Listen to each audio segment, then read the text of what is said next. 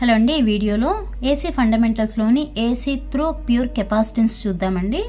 Okay, ఇక్కడ మనం capacitor తీసుకున్నాం కదా. ఎప్పుడైతే మనం ఈ ఏసీ సప్లైని ఇస్తామో, సప్లై ఇచ్చినప్పుడు ఏమవుతుంది, కరెంట్ అనేది ఫ్లో అవుతుంది. కరెంట్ ఫ్లో అవుతుందంటే ఇక్కడ మనం అంటే consider a circuit consisting of capacitance. ఏం కన్సిడర్ చేస్తున్నాము, కెపాసిటెన్స్ని కన్సిడర్ చేస్తున్నాము. అసలు ఆ కెపాసిటెన్స్ని ఎందుకు యూజ్ చేస్తాము, ఛార్జ్నే కదా. Capacitor uses to store the ఛార్జ్ని స్టోర్ చేయడం కోసం కెపాసిటర్స్ని యూజ్ చేస్తాము. మనం ఆ వోల్టేజ్ అప్లై చేసినప్పుడు కరెంట్ అనేది ఫ్లో అవుతుంది కదా. ఫ్లో అయినప్పుడు ఆ వోల్టేజ్కి అలానే కరెంట్ వాటి యొక్క ఎఫెక్ట్ ఎలా ఉంటుందో చూద్దామండి. Consider a circuit consisting of capacitance. Okay, that is Q equal to ఏంటి formula, Q equal to CV. మనకి V అంటే ఏంటో తెలుసు కదా. V అంటే ఏంటండి, ఓకే, అప్లైడ్ వోల్టేజ్ కదా. V అంటే V equal to VM sin omega T. దీని ఈక్వేషన్ నెంబర్ 1 అనండి, దీని equation number 2. Okay, differentiate with respect to T అంటే differentiate equation 1 with respect to T. Differentiate equation 1 with respect to time. Okay, అంటే ఏమవుతుంది, dq by dt equal to d by dt CV. Okay, ఈ dq by dt equal to ఏమని రాయొచ్చు, I అని రాయొచ్చుగా. Okay, I equal to ఈ C అనేది constant కాబట్టి ఇటు తీసుకొచ్చేయండి, d by dt V. V అంటే ఏంటి మనకి, VM sin ఒమేగా T కదా. అంటే I equal to C into d by dt. V అంటే VM sin omega T. Okay, ఈ VM కూడా కాన్స్టెంట్ కాబట్టి VMను కూడా ఇటు తీసుకొచ్చేయండి, CVM d by dt sin omega T. Okay, ఈ సైన్ ఒమేగా టీకి డిఫరెన్షియేట్ చేయండి. అంటే CVM డిఫరెన్షియేట్ చేస్తే మనకేమొస్తుంది, ఇక్కడ మనకు ఓన్లీ సైన్ అంటే కాస్ థీటా అని వచ్చేస్తుంది. బట్ ఇక్కడ సైన్ ఒమేగా టీ అంటున్నాం కాబట్టి omega of cos omega tea. Okay, only sine theta అంటే కాస్ థీటా అని రాసాం. బట్ ఒమేగా థీటా అని ఇచ్చినప్పుడు omega into cos omega T అని రాయాలి. అంటే ఇప్పుడు దీన్ని ఎలా రాయొచ్చు, I equal to omega CVM cos omega T. ఇక్కడ మనకి కరెంట్ ఎక్స్ప్రెషన్ వచ్చింది. బట్ మనం ఈ ఈక్వేషన్ 2ని దీన్ని కంపేర్ చేస్తే ఈక్వేషన్ 2 ఎలా ఉంది, సైన్ టర్మ్స్లో ఉంది. బట్ ఇక్కడ కరెంట్ ఎక్స్ప్రెషన్ ఎలా ఉంది, కాస్ టర్మ్స్లో ఉంది. ఒకటి సైన్ ఒకటి కాస్ టర్మ్స్ ఉన్నప్పుడు కంపేర్ చేయలేం. రెండు సైన్ అన్నా ఉండాలి, లేదంటే రెండు కాస్ అన్నా ఉండాలి. కాబట్టి ఇప్పుడు ఈ కాస్ కదా ఉంది కదా, దీని ఇన్ టర్మ్స్ ఆఫ్ సైన్లో రాయండి. అంటే ఎలా రాయొచ్చు, ఒమేగా CVM. మీకు ప్యూర్ ఇండక్టెన్స్లో చెప్పాను కదా, మైనస్ కాస్ ఒమేగా టీ ఉంటే అక్కడ ఏమని రాసామండి, సైన్ ఒమేగా టీ ప్లస్ π/2 అని రాదు, మైనస్ π/2 అని రాసాం కదా మైనస్ ఉంటే. బట్ ఇక్కడ మైనస్ లేదు కాబట్టి అంటే కాస్ ఒమేగా టీ అంటే ప్లస్ కాస్ ఒమేగా టీ ఉంది. అలా ఉన్నప్పుడు ఏమని రాస్తాం, సైన్ ఒమేగా టీ ప్లస్ π/2 అని రాస్తాం. Okay, sine omega t plus π/2.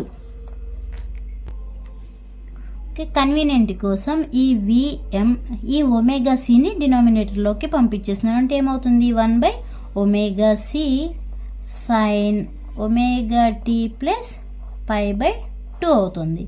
Okay, XC equal to ఏంటండి ఫార్ములా, XC ఈక్వల్ టు 1/ఒమేగా Cనే కదా. ఈ డినామినేటర్లో ఏముంది, 1/ఒమేగా Cనే కదా ఉంది. అంటే ఈ ప్లేస్లో మనం XC రాయొచ్చుగా. ఓకే, అంటే VM/XC into sine of omega t plus π/2.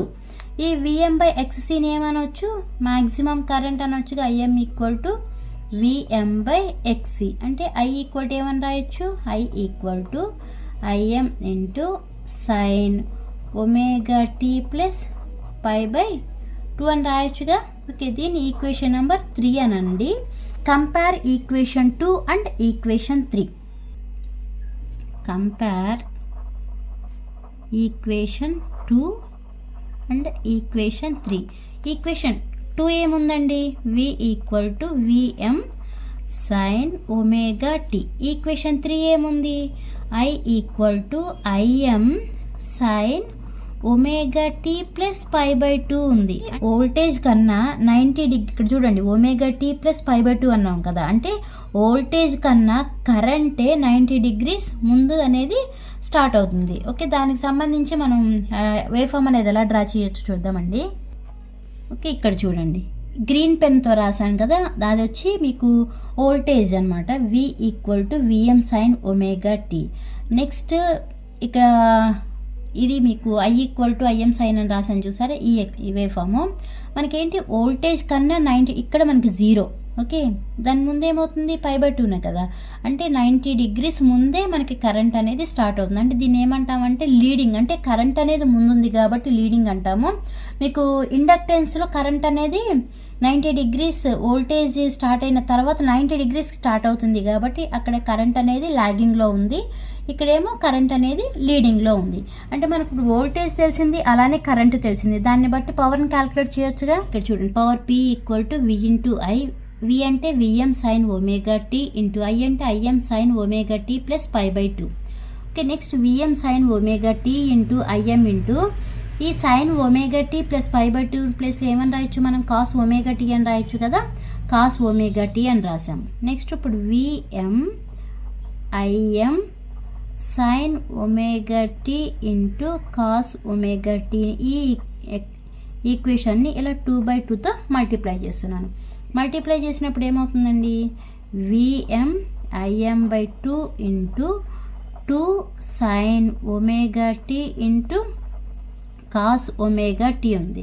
ఇప్పుడు దీనికి ఫార్ములా రాయొచ్చుగా, sin 2θ అంటే sin θ ప్లస్లో ఒమేగా టీ ఉంది కాబట్టి sin 2 ఒమేగా టీ ఈక్వల్ ఏమని రాయొచ్చు formula 2 sin omega tea into cos omega tea. Okay, cos omega t అంటే ఇప్పుడు ప్లేస్లో ఏమని రాస్తాం, Vm Im/2 into sin 2 omega t. ఇది instantaneous power. Next total power of the whole cycle. Total power of the whole cycle is, whole cycle అంటే ఇలా తీసుకుంటాం కదా, ఇది 1 complete cycle 0 π 2π. 1 complete cycle is equal to 360 degrees కదా. అంటే ఇప్పుడు total power of the whole cycle అంటున్నాం కాబట్టి పవర్ P = 0 to 2π.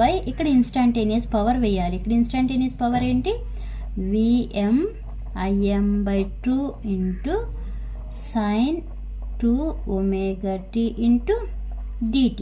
మనకి ఇక్కడ ఇది వేరియబుల్ టర్మ్, అంటే వేరియబుల్ పార్ట్, కాన్స్టెంట్ పార్ట్ కాదు. ఇక్కడ టీ ఉంది కాబట్టి మనం లిమిట్స్ అనేది అప్లై చేస్తాం కదా, upper limit minus lower limit అని. అంటే sin 2π అన్న 0నే, sin 0 అన్న 0నే కాబట్టి 0 ఇంటూ ఎనీథింగ్ ఏమైపోతుంది, 0 అవుతుంది. అంటే పవర్ అనేది ఏమవుతుంది, 0 అవుతుంది. పవర్ 0 అయిందంటే పవర్ ఫ్యాక్టర్ కూడా ఎలా అవుతుంది, power factor cos π equal to power factor cos π equal to ఎంత, 0. ఓకే, మీకు ఏసీ త్రూ ప్యూర్ రెసిస్టెన్స్కి మాత్రం పవర్ ఫ్యాక్టర్ అనేది యూనిటీ ఉంటుంది, అంటే 1 ఉంటుంది.